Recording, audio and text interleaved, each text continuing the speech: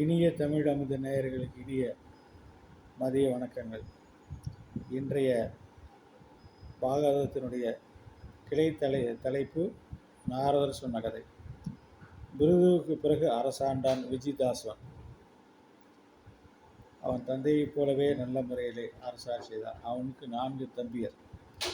அந்த 4 பேருக்கும் விஜிதாஸ்வனாகிய மூத்த புதல்வன் 4 திசைகளில் பூமியை பங்கெடுத்து கொடுத்தான்.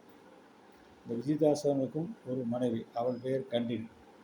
அவளுக்கு பிறந்த புதல்வர்கள் பாவகன், பவமானன், சசி என்ற 3 புதல்வரும் யோக சக்தி பெற்று 3 அக்னிகளாக அவர்கள் மாறினார்கள். மற்றொரு மனைவன் நகஸ்வதிக்கு பிறந்த அபிர்தானன் தந்தையைப் போலவே பகவானிடம் லயித்து அவர் மீது பக்தி செய்ய ஆரம்பித்தான். அப்படியே பரிஞானன் அந்த பக்தி செய்ய அதிலேயே அவன் லயித்து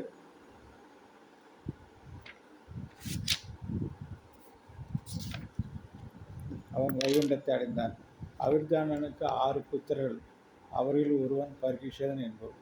நிறைய யாகங்களை செய்தான். யாகங்களின் போது கிழக்கு நுனியாக பரப்பிய ஜப்பைகளால் பூமி பரவி இருந்தால் பிரசீன பர்கிஸ் என்ற பெயர் பெற்றான்.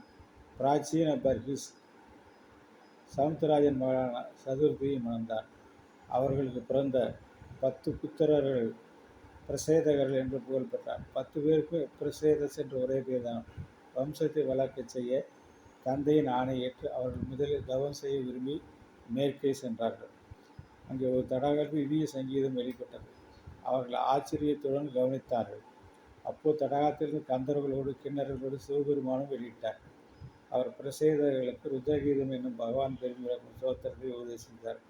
இதை சிரத்தையோடு காலையில் ஜபித்தால் பாபங்கள் அனைத்தும் நீங்கும். இதை சிரத்தையுடன் சபித்து வாருங்கள், உங்கள் விருப்பம் நிறைவேறும் என்று கூறி மறைந்தார். பிரசேதர்கள் அப்படியே தண்ணீரிலிருந்து ஜபம் செய்தபடி 10,000 ஆண்டுகள் அவர்கள் ஜபம் செய்து கொண்டிருந்தார்கள். தண்ணீரிலேயே ஜபம் செய்து வந்தார். அங்கே நாட்டில் இவர்கள் தந்தையான பிரசீன பர்கிஸ் நாட்டை ஆண்டபடி நிறைய யாகங்களை செய்து வந்தார். கர்ம மார்க்கத்திலேயே முழுதும் ஈடுபாடு கொண்டவராக ஞான மார்க்கத்தின் வழிக்கே வராமல் இருந்தார். அவருக்கு ஞானத்தை புகட்ட வேண்டும் ஒரு சமய வருஷம் நாரதர் அங்கே எழுந்திருந்தார். அறியாமல் நிறைந்த மன்னனுக்கு அறிவை புகட்ட ஒரு கதையை சொன்னார்.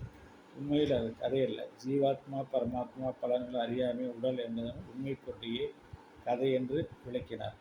நாரதர் சொன்ன கதை என்னும்போது அதன் பெருமைக்கு வேறு சான்று வேண்டுமா? கதையை முழுவதும் சொல்லிவிட்டு தத்துவத்தை உபதேசித்தார் நாரதர். நாம் இந்த இரண்டையும் இணைத்தே பார்ப்போம். இந்த பகுதி நிதானமாக படிக்க வேண்டிய பகுதி. புரிந்த பிறகு அடுத்த வாக்கியத்துக்கு போக வேண்டிய பகுதி. முழுவதும் படித்த பிறகு கீதையை புரிந்து கொண்ட திருப்தி நாரதர் கதை பகுதி குறிப்பிடு. இனி கதையை பார்ப்போம். கதையை நாளை பார்ப்போம். நன்றி, வணக்கம்.